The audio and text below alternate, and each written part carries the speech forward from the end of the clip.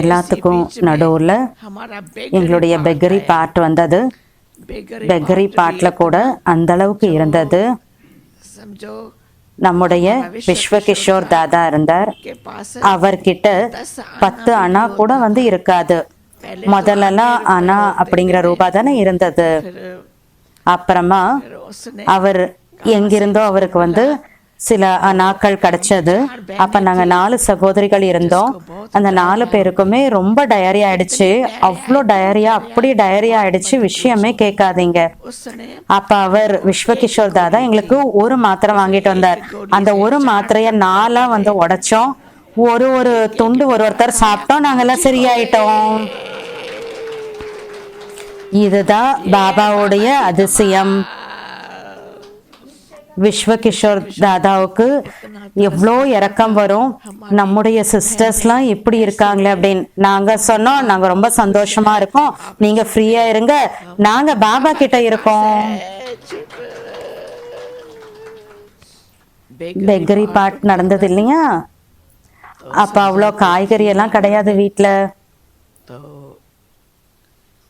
அப்ப அங்க போஸ்ட் வரும், ட்ரெயின்ல வரும் போஸ்ட் காலையில 10 மணிக்கு.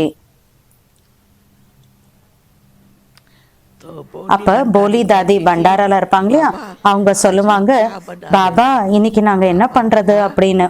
அப்ப பாபா சொல்வாரு, குழந்தாய் போஸ்ட் வரும், அப்புறம் நான் உனக்கு வந்து சொல்றேன் என்ன செய்யணும் அப்படின்னு.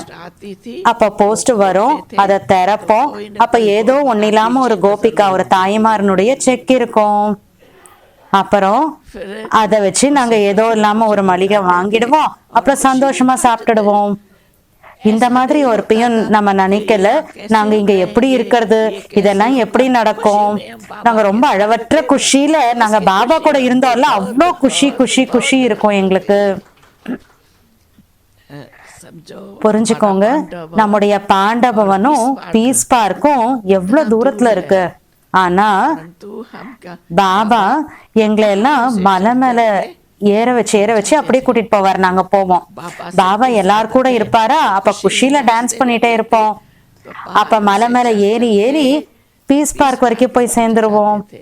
அப்புறம் அங்க செரி எல்லாம் இருக்கும், மாம்பழம் இருக்கும். அப்ப அது எல்லாத்தையும் எடுத்து நாங்க சாப்பிடுவோம். எங்களோட டிஃபன் முடிஞ்சு போச்சு. இந்த மாதிரி கிடையாது, எப்பயும் ஃபீல் பண்ணல இதெல்லாம் எப்படி நடக்கும், எப்படி ஆகும். நாங்க குஷியில டான்ஸ் பண்ணிட்டே இருப்போம். நாங்க எப்ப மவுண்ட் அபுக்கு வந்தோமோ, அப்ப மவுண்ட் அபுல ஒரு வண்டி கூட கிடையாது. மவுண்ட் அபு ஃபுல்லா காடு மாதிரிதான் இருக்கும். இவ்வளோ கடை வீடு இதெல்லாம் ஒண்ணுமே கிடையாது. அப்ப நாங்க யோசிப்போம், ஆச்சரியமா இருக்கும் இதெல்லாம் எப்படி நடக்கும் அப்படின்னு. அப்ப நாங்க மலையில இருந்து கீழே நடந்தே வருவோம். கீழே நைட்ல, அதாவது அபு ரோட்ல நைட்ல ஒரு ஸ்கூலோட ஹால் எடுத்திருந்தோம், அங்க தூங்கிடுவோம். அப்புறம் காலையில எந்திரிச்சதுக்கு அப்புறமா திரும்பியும் நடப்போம். பாபா சொல்வார், நடங்க, இப்ப மேல போகணும்வார். அப்ப அந்த நாட்கள்ல அபுல எந்த ஒரு வண்டியெல்லாம் கிடையாது. அப்ப பெரிய பெரிய பூசணிக்காய் இருக்கும் இல்லையா, அதெல்லாம் தலை மேல வச்சுட்டு அப்படியே ஏறுவோம் மேல.